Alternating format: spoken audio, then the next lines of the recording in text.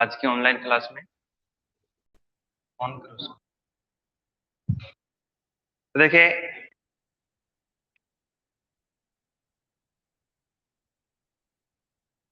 आज हम जो अब तक की जो यानी कि नाइन्थ क्लास के बुक के अनुसार 14 की एक्सरसाइज, 10th क्लास के अनुसार 6 और 7th की जो एक्सरसाइज हुई है उसके आधार पर एक एक्सरसाइज और है। ठीक है, जो उनसे अलग है लेकिन उसमें जो संबंधित फॉर्मूले लगे हैं वो संबंधित फॉर्मूले यहाँ लगेंगे इस एक्सरसाइज में। ठीक है, तो ये एक्सरसाइज है 8 की, 10th क्लास की बुक से 8 की एक्सरसाइज है। 9th क्लास की बुक को एक बार छोड़ रखा है।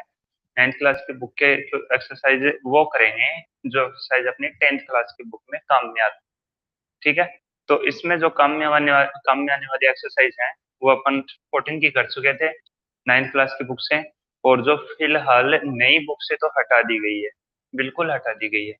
पुरानी बुक में है 14 की एक्सरसाइज, उसके आधार पे 6 की और 7 की एक्सरसाइज की हमने, और 6 और 7 की जो एक्सरसाइज है उसके आधार पर अब ये 8 की एक्सरसाइज होगी। ओके, 10th क्लास की बुक्स की बात कर रहे हैं अपन अभी। 8 की एक्सरसाइज, 8 की एक्सरसाइज क्या कह रही है? ऊंचाई और दूरी। क्या कह रही है? ऊंचाई और दूरी।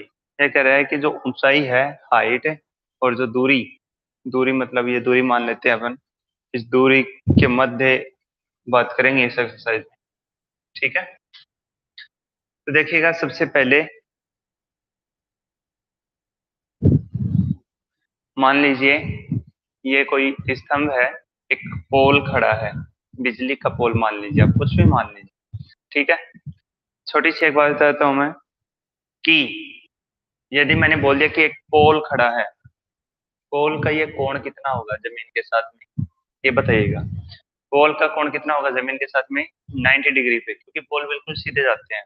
ठीक है, फिर अगर दीवार नाम आएगा, एक मीनार, एक नाम और आएगा, एक दीवार। मीनार मान लो, दीवार मान लो, एक ही बात है। वो भी क्या है, एकदम से 90 डिग्री पे अपन सीधे लेके जाते हैं। ठीक है, अब एक नाम और आएगा, पेड़। क्या नाम आएगा? पेड़।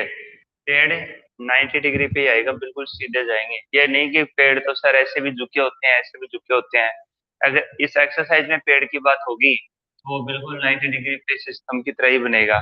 ठीक है, एक पहाड़ी की चोटी, ठीक है, एक पहाड़ी की चोटी, समुद्र तल पे जो लाइटें लगी होती हैं, आपने कई बार मूवी वगैरह में देखा होगा कि इस प्रकार से एक सीधी गोल गोल इमारत से होती है और ऊपर जाके उसमें एक लाइट लगी होती है। ठीक है, मूवी वगैरह में कहीं भी देखा होगा, उस लाइट से फोक्स लगता है काफी दूरी तक, और उसके चारों तरफ देखते हैं। यदि इस लाइट की यहाँ पे बात हो रही है तो एक स्तंभ की तरह आएगी, और ये 90 डिग्री का कोण पे ही आएगा। ठीक है, पहाड़ी की चोटी, एक जहाज का डेक है, नाम आएगा एक जहाज का डेक है। तो उसके लिए जहाज का डेक क्या, इस जहाज के सबसे ऊपरी भाग, जैसे मान लीजिए कि ये एक बोट है और इसके सबसे ऊपरी भाग पे है ना, यहाँ पे एक लकड़ी लगी होती हैं, और ऊपर ऊपर क्या झंडा लगा के रखते हैं ऐसे अपना, या कोई कपड़ा बांध के रखते हैं, और यहाँ पे जो भी कपड़े वगैरह जो भी इस प्रकार से जो भी ऐसे बना के रखते हैं। अब ये डेक जो है सबसे ऊपर का, ठीक है, इसको हम बनाएंगे तो यहाँ भी क्या है, एक सीधे लाइन बनेगी और ये 90 डिग्री का कोण आएगा। यानी जो भी इस प्रकार की चीजें देगा ना, प्रत्येक में क्या करेंगे, 90 डिग्री का कोण यहाँ पे लेंगे, क्योंकि एक्सरसाइज की बात हो रही है। इस एक्सरसाइज में सिर्फ और सिर्फ बात होगी समकोण त्रिभुज की। किसकी बात होगी? समकोण त्रिभुज की।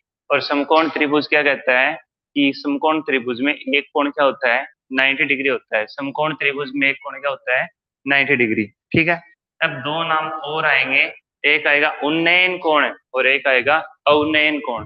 ठीक है, दो नाम और आएंगे, एक आएगा उन्नयन कोण और एक आएगा अवनयन कोण। उन्नयन, उन्नयन कोण,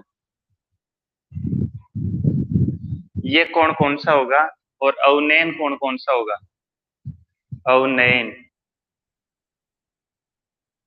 ठीक है, अवनयन कोण कौन सा होगा? इन दोनों की बात करते हैं। देखो कोण कैसे आएंगे, किस प्रकार से अपन इनकी पहचान करेंगे। मान लीजिए एक स्तंभ खड़ा है, एक मीनार खड़ी है, ठीक है। ये एक मीनार खड़ी है, मीनार के इधर की साइड में क्या है, इधर की साइड में सूरज है, सूरज का प्रकाश आ रहा है, और मीनार की छाया इस प्रकार से, मीनार का जो शेडो है, छाया, वो इस प्रकार से बन गया, ठीक है। और आपकी जो नीचे का जो तल है यानी पृथ्वी, वो सीधी सीधी इस प्रकार से है। यहाँ से जो ऊपर की तरफ देख रहा है, एक आंख यहाँ पे लगी है, एक बंदा यहाँ से देख रहा है, यहाँ से, और वो देख रहा है कि सामने ये जो कोण है, सामने की भुजा इसको दिखाई दे रही है। यहाँ से यदि हम देखेंगे तो ये वाला कोण बनेगा, और इस कोण को क्या कहेंगे, उन्नयन कोण कहेंगे। क्या कहेंगे इस कोण को, उन्नयन, उन्नयन कोण कहेंगे इसको।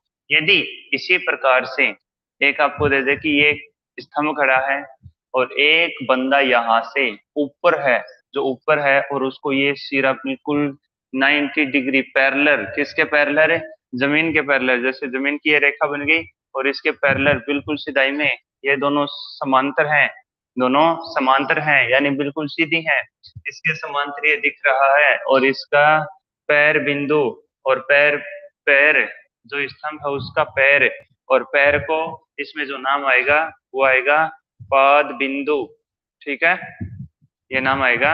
अब ये कह रहा है कि जो यहाँ से जो देख रहा है और उसके स्तंभ के जो पाद बिंदु दिख रहे हैं, जो यहाँ से देख रहा है, इस कोण, ये ऊपर वाला जो कोण आएगा, ये कोण क्या कहेगा, अवनयन कोण कहलाएगा। दोनों कोण आएंगे एक ही मान के।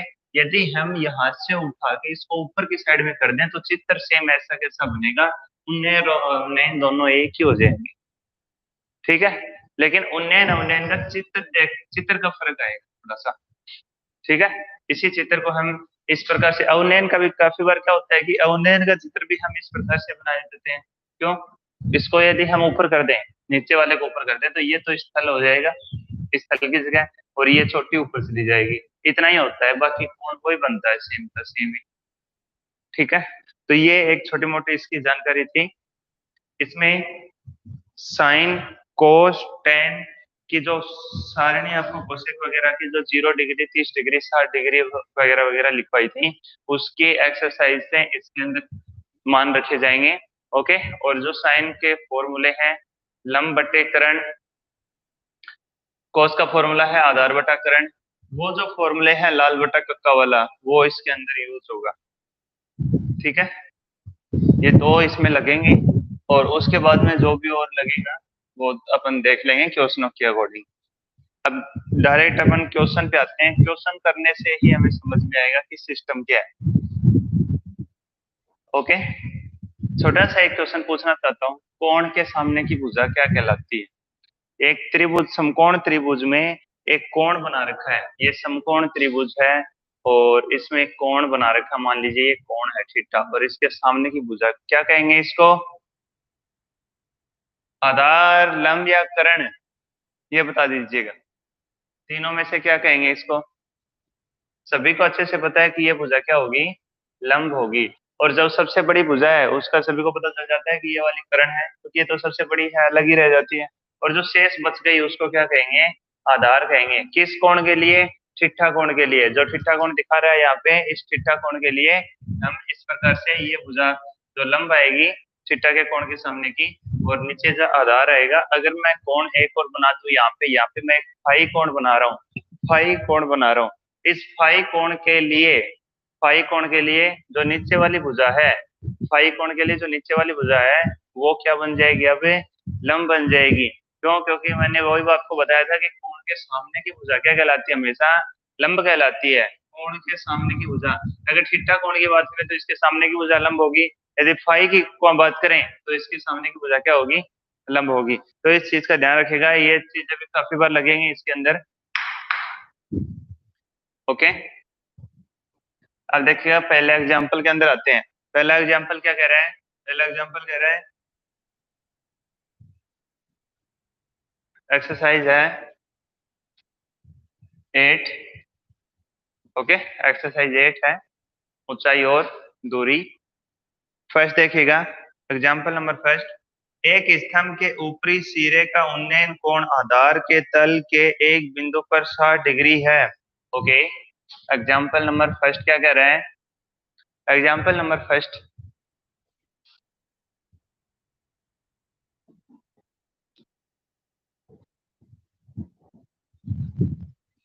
One minute. Okay, example number first कह रहा है कि जो एक स्तंभ के ऊपरी सिरे का एक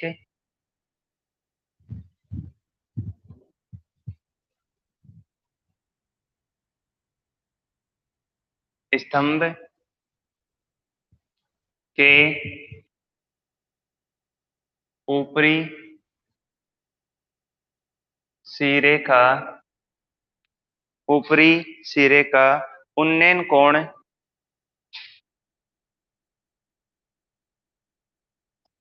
और ये उन्नयन कोण कितना दे रखा है? कोण आधार तल के एक बिंदु पर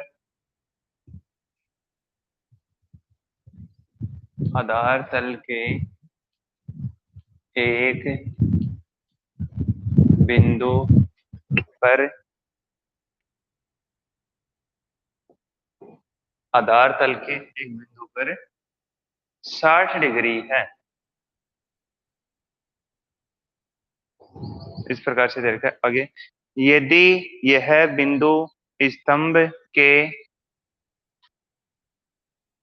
यदि यह बिंदु स्तंभ के आधार बिंदु से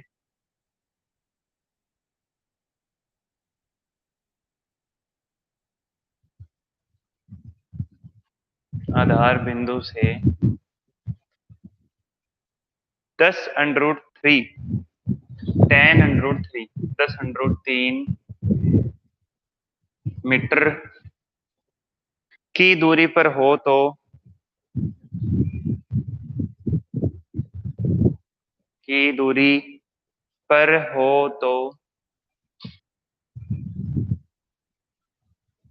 स्तंभ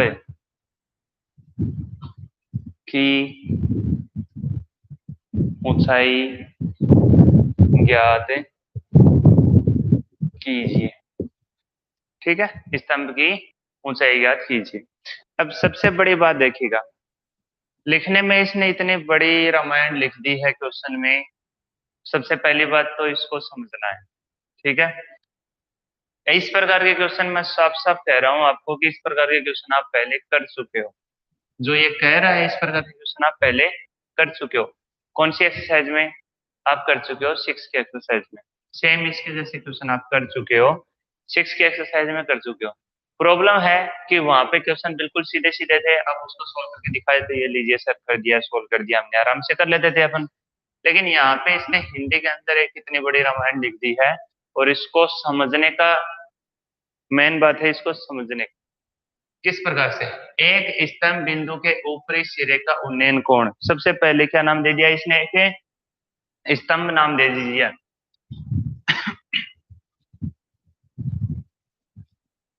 हल हल लिखेंगे। देखिएगा, ये क्वेश्चन सरल होंगे डायग्राम से। ये क्वेश्चन किससे सरल होंगे? डायग्राम से। यदि आप डायग्राम बनाते हो तो क्वेश्चन आसानी से सरल हो जाएगा। ठीक है, आसानी से सोल्व हो जाएगा। अब सबसे पहले इसने क्या कहा कि एक स्तंभ, तो मैंने एक स्तंभ बना दिया है। ठीक है, एक स्तंभ बना दिया। स्तंभ बनाने के बाद में आगे इसने क्या कहा कि एक स्तंभ के ऊपरी सिरे का उन्नयन कोण बात हो रहा है, यानी इस बात हो रही है, इस सिरे से यदि यहाँ पे एक छाया बन रही है तो इसका उन्नयन कोण की बात हो रही है। ठीक है, इस कोण की बात हो रही है। ये कोण कितना दे रखा है इसने? उन्नयन कोण आधार तल के एक बिंदु, आधार ये तल है, इसके एक बिंदु पर 60 डिग्री है। ये कितना दे दिया इसने? 60 डिग्री दे दिया। ठीक है, यदि यह बिंदु स्तंभ के आधार बिंदु, ये आधार बिंदु स्तंभ का, पाद बिंदु, आधार बिंदु, ठीक है, आधार बिंदु से 10√3 ये दूरी दे रखी है आपको, कितनी दे रखी है? 10√3 मीटर की दूरी, मीटर, ठीक है। 10√3 मीटर की दूरी पर हो तो स्तंभ की क्या ज्ञात करनी है आपको? ऊंचाई ज्ञात करनी है, ये वाले ज्ञात करनी है। इसके क्वेश्चन मार्क चिन्ह लगा रहे हैं, ये ज्ञात करनी है। अपन इसमें लिख लेते हैं ए बी और सी। मैंने ए बी सी नाम लिख दिया है। आपको देखिएगा ये चित्र आपको दिखाई दे रहा है। इस प्रकार के क्वेश्चन अपन पहले कर चुके हैं कि चित्र बना के एक दो भुजा दे रखी है, दूसरी भुजा निकालनी है और यहाँ पे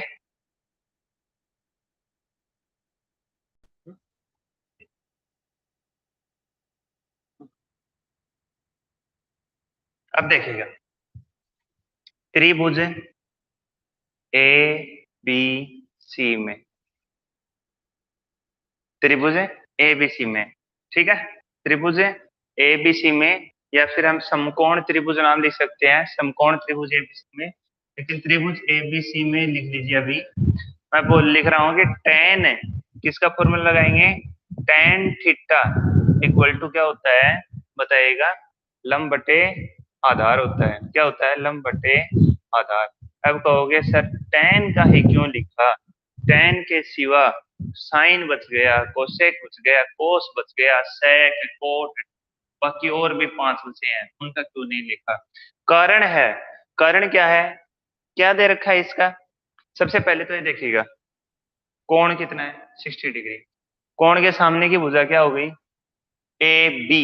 ए बी ये भुजा क्या हो गई है? लंब हो गई, लंब हो गई। उसके बाद में देखिएगा नीचे वाली भुजा बी सी, ये क्या हो गई? आधार हो गई। ये भुजा लंब है, ये भुजा आधार है, और ए सी क्या है? कर्ण है। ए सी क्या है? कर्ण है, वो अलग है। अभी कौन कौन सी भुजाओं की बात हो रही है? कौन कौन सी भुजाओं की बात हो रही है? एक तो किसकी बात हो रही है? कोण के सामने की भुजा, और वो क्या है? कोण के सामने की भुजा है लंब, और हमें क्या दे रखा है? आधार दे रखा है। यानी जो पूछा है और जो दे रखा है हम सिर्फ उसी की बात कर पाएंगे, उसके सिवा दूसरे की बात नहीं कर पाएंगे, क्योंकि इसका हमें कोई पता नहीं है। इस भुजा के हमें कुछ भी पता नहीं है, इसकी बात हम नहीं करेंगे, उसकी जरूरत भी नहीं है। यहाँ पे जब आपको आधार दे रखा है और हमें लंब याद करना है, तो हम किसकी बात करेंगे? लंब और आधार की बात करेंगे। और लंब और आधार का फॉर्मूला कौन से में लगता है? या तो कोट में लगता है या फिर टेन में लगता है, ठीक है। तो कोट में रखना इतना अच्छा नहीं जितना टेन में रहेगा, क्योंकि टेन के फॉर्मूले आपको बेटर याद रहेंगे कोट से, ठीक है। इसलिए अपन इसमें किसका फॉर्मूला लगाते हैं? टेन का। अब कोट का भी लगा सकते हो, कोट से भी हो जाएगा। कोट में भी तो आधार बटे लंब आता है, तो उससे भी हो जाएगा। कोट 60 इक्वल टू लगा के आराम से हो जाएगा, कोई प्रॉब्लम नहीं होगी। लेकिन यदि हमें टेन में ज्यादातर क्या है कि टेन के ही लगाएंगे, जब हमें लंब और कर्ण की बात करनी है तो हम टेन का फॉर्मूला लगाते हैं इसके अंदर, ठीक है। टेन थीटा इक्वल टू आधार बटे लंब, ये फॉर्मूले याद है आपको? मैं आशा करता हूँ कि सभी को फॉर्मूले याद है। कोई अभी तक किसी के माइंड से फॉर्मूले गए नहीं होंगे, क्योंकि इससे संबंधित हम बहुत से क्वेश्चन कर चुके हैं। तो इसका फॉर्मूला मैंने लिखा था आपको, लाल बटे कक्का, लाल बटे कक्का। इसके अनुसार लंब बटे कर्ण, तो पहला साइन का मान हो गया है। आधार बटे कर्ण किसका मान हो गया है? कोस का। और लंब बटे आधार है, लंब बटे आधार किसका हो गया है? टेन का हो गया है। तो हमने टेन का फॉर्मूला लगा दिया यहाँ पे, क्योंकि हमें लंब और आधार की ही बात करनी थी सिर्फ। तो हमने किसका फॉर्मूला लगा दिया है? टेन का फॉर्मूला लगा दिया है। उसके बाद में देखिएगा प्रत्येक की वैल्यू रख दीजिएगा, प्रत्येक की वैल्यू रख दीजिएगा। टेन की वैल्यू तो टेन ही है, लेकिन थीटा की वैल्यू क्या है? 60 डिग्री। थीटा की वैल्यू क्या है? 60 है। 60 डिग्री मान दे रखा है, तो मैं लिख देता हूँ टेन, या टेन 60 डिग्री इक्वल टू लंब, लंब दे रखा है सभी को पता है। नहीं सॉरी, लंब तो ज्ञात करना है, लंब ज्ञात करना है ए और बी। एफ बी ज्ञात करनी है, कौन सी? एफ बी जो है वो ज्ञात करनी है। और जो आधार है वो दे रखा है, सभी को दिख रहा है, देखो यहाँ से बी सी। और ये कितना दे रखा है? 10√3 मीटर। तो इसको हम सेम का सेम लिख लेते हैं, 10√3 मीटर, ठीक है। या अभी सभी अच्छे बच्चे हैं, सभी को सारणी याद है, तो फटाफट बता दीजिए कि 10√3, सॉरी ये मैंने ही बता दिया। 1060 की वैल्यू क्या होती है? 1060 की वैल्यू क्या होती है मैंने बता ही दिया, √3। √3 equal to A B upon 10√3। अब देखिएगा 10√3 यहाँ पे डिवाइड में लगेगा और ये कहाँ पे आ जाए, सॉरी हाँ डिवाइड में लगा और ये इधर है √3 की तरफ क्या हो जाएगा, मल्टीप्लाई में आ जाएगा। तो ये किस प्रकार से आएगा, √3 मल्टीप्लाई 10√3 इक्वल टू ए और बी, ठीक है। या √3 से मल्टीप्लाई होके क्या हो जाएगा, 10 तो 10 रहेगा और √3 से √3 मल्टीप्लाई हो जाएगा, क्या आ जाएगा, 3 आ जाएगा और इक्वल टू ए बी। अब देखिएगा मल्टीप्लाई करेंगे 10 और 3 को कितना आ जाएगा, 30 और 30 इक्वल टू हो जाएगा ए बी। तो ए बी की वैल्यू क्या हो जाएगी, 30। अभी ए बी क्या है, लंब है, अतः लंब क्या हो जाएगा, मैं एक बार दोबारा से लिखता हूँ, या ए बी इक्वल टू क्या हो जाएगा, 30 मीटर, ठीक है। ऐसे लिख दीजिए या नीचे लिख दीजिए, अतः स्तंभ की ऊंचाई 30 मीटर। स्तंभ की ऊंचाई जो पूछी थी आपसे, स्तंभ की ऊंचाई ज्ञात कीजिए, तो स्तंभ की ऊंचाई क्या हो जाएगी, अतः स्तंभ की ऊंचाई इक्वल टू, इसके आगे बराबर नीचे लिख देता हूं, उधर दिखाई नहीं देगा, 30 मीटर, ठीक है। अब देख लीजिएगा आपके सामने क्वेश्चन हुआ है, बिल्कुल सरल और सिंपल सा क्वेश्चन है, ठीक है। बिल्कुल समझ में आ गया होगा, सिंपल सरल, आशा करता हूँ सभी को आसानी से समझ में आया है। बिल्कुल सिंपल और सरल क्वेश्चन है, यहीं पे खत्म हो गया है। आपको सिर्फ ऊंचाई पूछी थी। लिखने में एक छोटी सी बात ये मैं बता देता हूँ कि लिखने में जो क्वेश्चन है ना, वो क्वेश्चन ही इस प्रकार से आएगा कि उसको पढ़ने पे ऐसा लगेगा कि इसमें क्या करना है, वो भी जब तक क्वेश्चन समझ में नहीं आते। जब तक आपके अभी तक पहली बार जो देख रहे हैं उनके लिए खास बात है कि उनको अभी तक समझ नहीं आ रहे, जो पहले पढ़ चुके हैं उनके कोई प्रॉब्लम नहीं है, ठीक है। तो लेकिन इसका आंसर बिल्कुल नॉर्मल आएगा, इसी प्रकार से आप क्वेश्चन पहले कर चुके हो करीबन करीबन, यानी 10 की वैल्यू भी रख चुके हो, और ये लंब और आधार ये ज्ञात करना, ये बहुत सारे क्वेश्चन आप कर चुके हो इस प्रकार के, ठीक है। नेक्स्ट देखिएगा क्वेश्चन नंबर सेकंड। सेकंड क्या कह रहा है, 50 मीटर ऊंचे पोल के किसी नाव का उन्नयन कोण 30 डिग्री है। ओके, उन्नयन कोण कितना दे रखा है, 30 डिग्री दे रखा है। नाव की पुल से क्षैतिज दूरी ज्ञात कीजिए। 50 मीटर ऊंचा पुल दे रखा है। देखिए हाँ, पुल का मैं बताना आपको भूल गया था, पुल मैंने नहीं बताया। पुल भी देखिए स्तंभ की तरह से बनेगा, जो ये नाम दे देता है ना इसमें, जो भी पुल, पुल ऊंचा, जो भी दे देता है, कोई भी चीज दे दो, चाहे ऊंचा ऊंचा, वो ऊंचाई की एक सीधी रेखा जाएगी, ये याद रख लीजिएगा। चाहे पुल दे, चाहे डेक दे, चाहे स्ट्रेट लाइट दे दे, या स्तंभ दे दे, या पेड़ दे दिया, या भवन दे दिया, या फिर मीनार दे दी, कुछ भी दे रखा हो, सभी की सीधी लाइन बना दीजिएगा ऐसे।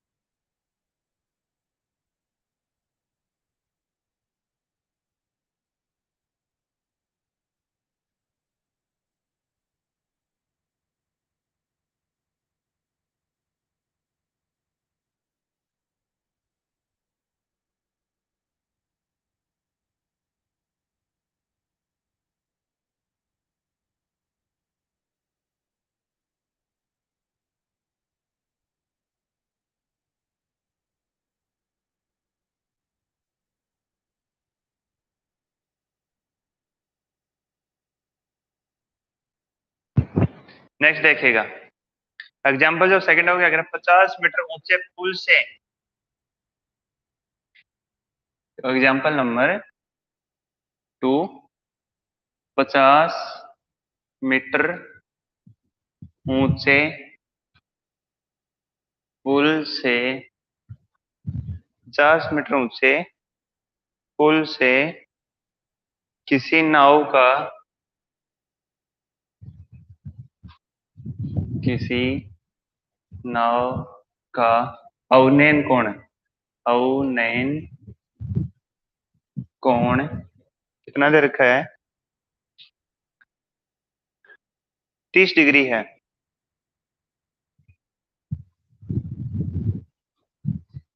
नाव की पुल के क्षैतिज से दूरी ज्ञात कीजिए। क्षैतिज यानी पद बिंदु। नाव की पुल के क्षैतिज दूरी ज्ञात कीजिए। नाव की पुल के पुल से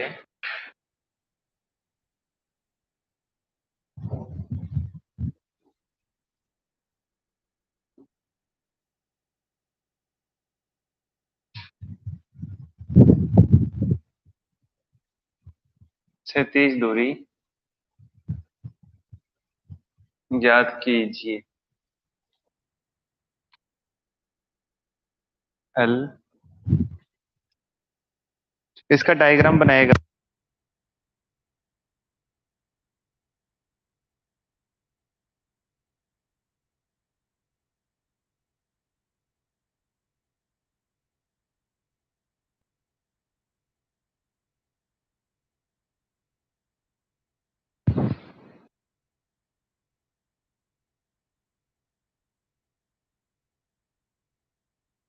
मान लीजिए ये पुल है, ठीक है। यहाँ पे एक नाव चल रही है और ये पुल को देख रहा है ऊपर की साइड में। ये पुल के 36 बिंदु और इससे ये दूरी नाव की, ठीक है। नाव के जस्ट ऊपर एक बंदा है ऊंचाई पे, यहाँ। ये देख रहा है कि जो ऊंचा नाव है उससे जो एक कोण बन रहा है, ये कितना बन रहा है? 30 डिग्री बन रहा है, ठीक है। ये 30 डिग्री का कोण बन रहा है। या फिर ये बंदा ये यहाँ से भी देखे तो इस सिधाई का और इधर का जो कोण है वो कितना बन रहा है? 30 डिग्री बन रहा है, ठीक है।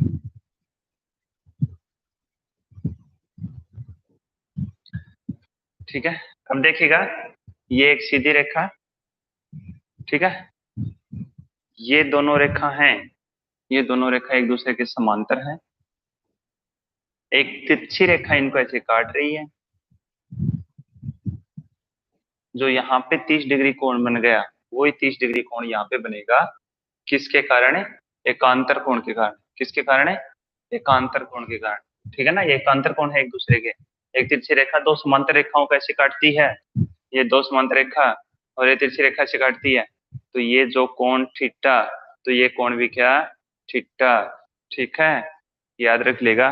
और दूसरा कोण है, अगर हम इसको मान लें, दूसरी साइड वाले जो अधिक कोण है इसको हम मान लेते हैं टी, तो ये इसका अधिक कोण क्या है? टी। पता चल गया। तो इस प्रकार से ये आएगा। अब मैंने क्या कहा था आपको कि चाहे उन्हें दे रखा हो उन्हें दे रखा हो, कौन यहीं पे बनना है, ठीक है। अब इसका नाम लिख देंगे अपन, ए बी और सी। 10 मीटर ऊंचे पुल है। पुल कितना ऊंचा है? 10 मीटर। 10 मीटर ऊंचा है, ठीक है। मीटर हिंदी में लिखेंगे 10 मीटर, ठीक है। 30 मीटर कौन दे रखा है?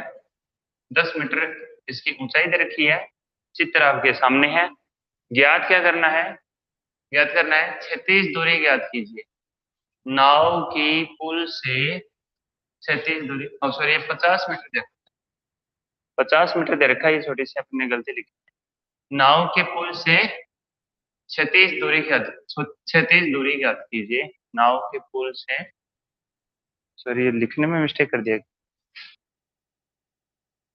36 दूरी ज्ञात कीजिए, चलो ठीक है, सही लिखा है। ये बीसी निकालना है, बीसी यही है, ठीक है। अब देखिएगा त्रिभुज है ए बी सी में, त्रिभुज है एबीसी की बात कर रहे हैं। किसकी बात कर रहे हैं? त्रिभुज एबीसी की। ये लंब, ये आधार, ये कर्ण है। कोण 30 है, इसके सामने की भुजा लंब है, नीचे आधार और ये भुजा AC क्या है, करंट है। कौन सा फॉर्मूला लगाएंगे, tan का। ज्यादातर इन क्वेश्चनों में tan के फॉर्मूले के क्वेश्चन ज्यादा आते हैं, वो याद रख लीजिएगा। tan थीटा इक्वल टू क्या होगा, tan थीटा इक्वल टू लंब बटे आधार, लंब बटे आधार। इसको आगे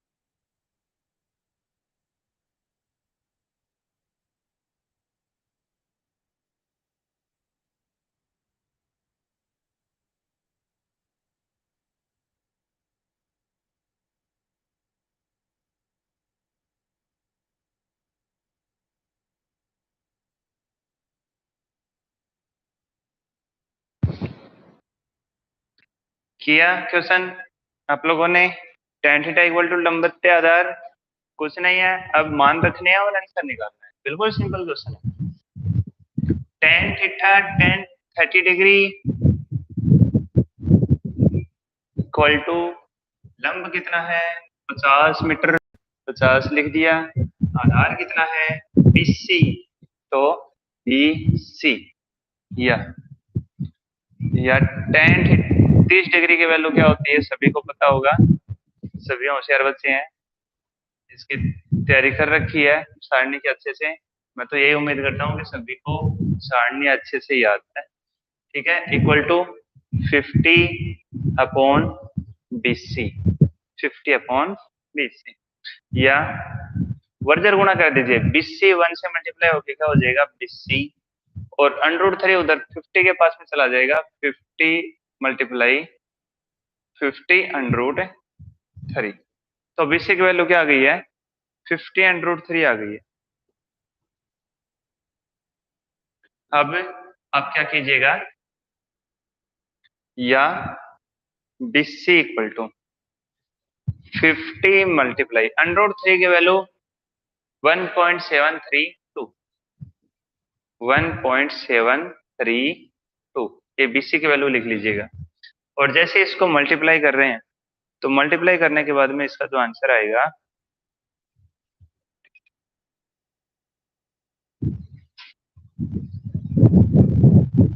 ये BC की वैल्यू आपको वैसे तो क्वेश्चन में दे के रखेगा, पेपर जब भी आए, पेपर में आता है अलग BC नहीं सॉरी √3 की वैल्यू कैसे आता है, लेकिन आप याद रख लीजिए कि दो तीन वैल्यू है, एक तो पाई की है और ये √3 है, √2 है, 1.212 इस प्रकार से √2 की वैल्यू आती है।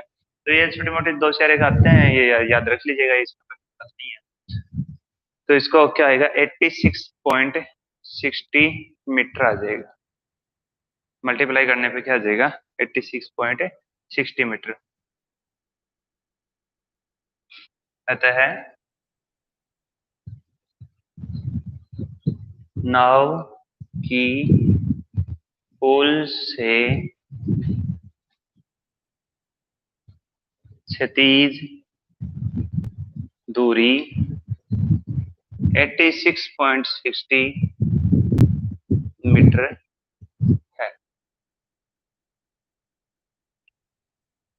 अतः नाव की पुल से क्षैतिज दूरी क्या है 86.60 मीटर है। उम्मीद करता हूँ सभी को क्वेश्चन अच्छे से समझ में आए होंगे। दो क्वेश्चन मैंने करवाए हैं अभी तक, और आज होंगे भी दो ही क्वेश्चन, ये छोटा सा एक काम है के कारण आज इतने ही। मैं आपको इसके एक्सरसाइज के कुछ सेंड कर देता हूँ जस्ट अभी। इसमें सिर्फ एक ही एक्सरसाइज है, वो है विविध। जितने क्वेश्चन आपसे हो सके इसमें से कर लेना, बाकी अपन एग्जाम्पल पूरे करेंगे, उसके बाद में विविध करेंगे। तो इसमें सिर्फ विविध है, तो उम्मीद करता हूँ कि आप विविध में से 5-4 क्वेश्चन तो करने की कोशिश करोगे। 10 क्वेश्चन तो नॉर्मल है, एवरेज एवरेज में ही है, तो इन क्वेश्चनों को इस प्रकार से पूरा करने की कोशिश करोगे जितने हो सके आपसे। ओके, तो आज के लिए धन्यवाद, सभी को समझ में आए होंगे, ये मेरी आशा है, उम्मीद है कि ये सारे क्वेश्चन, दो क्वेश्चन मैंने करवाए हैं, दूसरा क्वेश्चन आपको अच्छे से समझ में आ गए हो। तो थैंक्स, ओके, बाय।